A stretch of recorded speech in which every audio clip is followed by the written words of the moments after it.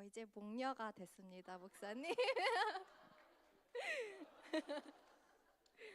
네. 안녕하세요. 저는 말라가시 목장에서 나온 소정 목녀입니다. 오늘은 제가 새로운 삶 공부를 배우게 된 이유와 그 이후의 변화에 대해 나누고 싶습니다. 먼저 저는 새로운 삶 공부를 시작한 건 이번이 세 번째입니다. 그래서 삼수생입니다. 저는 숙제 때문에 또한 계속 바뀌는 근무 때문에 중간에 몇 번 포기를 했습니다. 하지만 이번에 저는 등록할 때 마음이 달랐습니다. 제 삶의 변화를 원하는 마음이 컸던 것 같습니다. 이번에는 그저 다음 성경 공부를 해야 하는 거라고 해서 등록한 것이 아니었습니다. 지금 제가 살아가고 있는 삶은 뭔가 아직도 분리되어 있는 것 같았습니다. 평일에는 일하는 날들이었고 주말에는 사역하는 날들이었던 것 같습니다. 제가 누구를 어디서 만나느냐에 따라 저의 정체성은 쉽게 흔들렸습니다. 저는 이걸 바꾸고 싶었습니다. 제 신앙이 제 삶 전체에 통합되길 원했고 장소와 사람에 관계없이 일정한 크리스찬의 정체성을 가지길 원했습니다. 새로운 삶 공부는 바로 이것을 훈련할 수 있는 성경 공부가 될 것이라고 생각했습니다. 왜냐하면 새로운 삶 공부는 정체성과 가치에 관한 것을 라는 것을 잘 알고 있었기 때문입니다.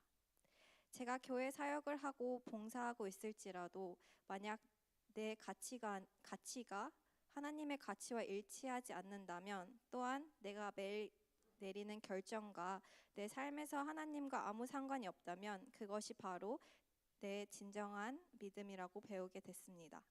그 사실을 깨달은 후에는 제 삶을 돌아보게 되었어요. 제 입에서 나오는 해결책, 제 기도와 제가 내린 결정들을 기억해 보았습니다. 저는 하나님을 믿고 신뢰하고 있다는 걸 볼 수 없었습니다. 제 생각들은 매우 현실적인 해결책이었고 보이는 것 이상의 것은 없었습니다. 주일 설교 후에 많은 아멘들로 화답했지만, 그래서 믿음이 있는 줄 알았지만 교회를 나가면 그 믿음은 어디에도 보이지 않았습니다. 저는 목녀라 불리는 것이 매우 부끄러웠습니다. 그때부터 저는 간절히 믿음을 찾기 시작했습니다. 제 기도는 매우 단순했습니다.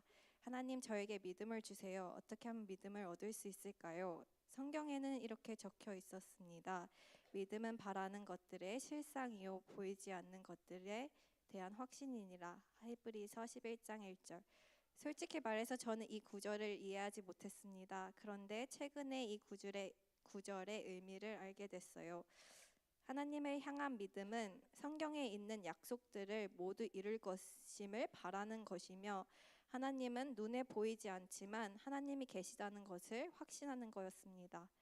저는 믿음이 과연 뭘까 질문하고 해답을 찾으려고 하면서 알게 된 것은 행동 없는 믿음은 죽은 믿음이라는 것이었습니다. 그래서 나는 무엇을 해야지 믿음이 생길까 고민했습니다. 당연히 기도를 통해, 성령님을 통해 우리가 믿음을 얻습니다. 그러나 그 믿음을 얻은 후에는 하나님에 대한 확신은 계속해서 하나님을 경험하는 것에서 온다는 것이었습니다. 그렇다면 나는 어떻게 하나님을 내 삶에서 경험할 수 있을까 생각해 봤습니다. 믿음은 그냥 혼자 자라는 게 아닌 것 같았습니다. 그래서 저는 간단한 기도를 통해 믿음을 구했고, 이 바람이 있었기에 큐티를 했습니다.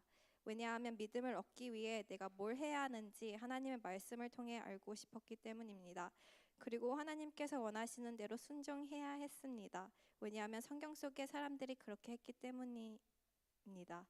그런 다음 저는 제 삶을 살아가면서 때로는 어떤 사람이 생각나거나 아니면 어떤 아이디어가 생기거나 누군가를 돕고 싶은 마음이 생기는 현상을 경험하게 됐습니다. 예전에는 이런 생각들이 생기면 하나님께서 나에게 주신 생각일까? 아니면 그냥 내 생각인가? 이런 고민들을 하고 나는 확실하지 않으니까 행동으로 옮기지 않았습니다. 하지만 하나님이 제 생각을 바꾸신 것 같습니다. 모든 선한 것은 하나님께로 온 것이라고 생각하게 됐습니다. 왜냐하면 내 본성은 원래 이기적이고 죄인이기 때문입니다. 그래서 순종하기로 마음을 먹었습니다. 이것이 제 인생의 하나의 기준이 되었습니다. 저는 하나님이 원하시는 것을 순종하려고 했습니다. 어쩔 때는 쉬울 때도 있고 어려울 때도 있지만 계속해서 연습하고 있습니다. 이건 제 아주 작은 믿음을 하나님 앞에 가져가는 연습인 것 같습니다. 이렇게 살기로 하면서 제 삶의 모든 문제가 해결되었어요. 라고 하면 얼마나 좋을까요? 사실 저는 하나님이 저의 모든 문제를 없애주시고 우리 가족을 축복해 주실 줄 알았습니다. 그러나 그렇지 않았습니다. 오히려 더 힘든 상황에 놓여지고 제 삶의 물결은 예전보다 더 거칠어졌습니다. 그런데 신기한 것은 제가 이 배에 혼자 타고 있는 게 아니라 하나님이 나와 함께 타고 계신다는 것을 머리로만 아는 게 아니라 제 삶에서 조금씩 경험하게 됐습니다. 그럼 저는 이 삶의 물결이 더 거칠어져도 두려울 것이 없어졌습니다. 이게 새로운 삶인 것 같습니다. 제 연약한 믿음을 하나님께 가져옴으로써 하나님은 저에게 더 믿음을 부어주시는 것 같았습니다. 그리고 조금씩 하나님의 일을 더 많이 보게 되었고, 그것은 내가 하나님에 대한 확신도 커지고 있다는 것을 의미했습니다. 이제 제 믿음은 교회 사역이나 교회 관련 일에만 국한되지 않습니다. 작은 믿음이지만 조금씩 제 삶에서, 제 기도에서, 제 말에서 나오는 훈련을 합니다. 아마도 믿음은 근육과 같은 것일지도 모르겠습니다. 사용하지 않으면 계속 줄어들고 사용하면 커지는 것처럼요. 그런데 솔직히 말하면 아직도 믿음이 흔들릴 때가 있고 의심이 들어올 때가 있습니다. 그래서 저는 하나님께서 우리에게 공동체를 주신 것 같습니다. 누군가가 흔들릴 때 목장 식구와 초원 식구가 잡아주고 다시 하나님을 바라볼수록 도와주는 역할을 하는 것 같습니다. 그래서 VIP를 위해 기도하고 섬길 때 저는 더 이상 제 작은 생각으로 하나님의 일을 제한하지 않고 믿음으로 기도하고 섬기려고 노력하고 있습니다. 이 모든 것을 경험하게 하신 하나님께 감사드립니다. 잘 간증 들어주셔서 감사합니다. 하늘 복 많이 받으세요.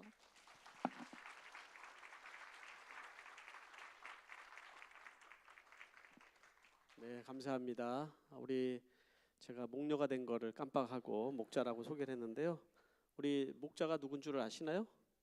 예, 우리 토마스 형제 같이 참여를 안 했죠? 네, 우리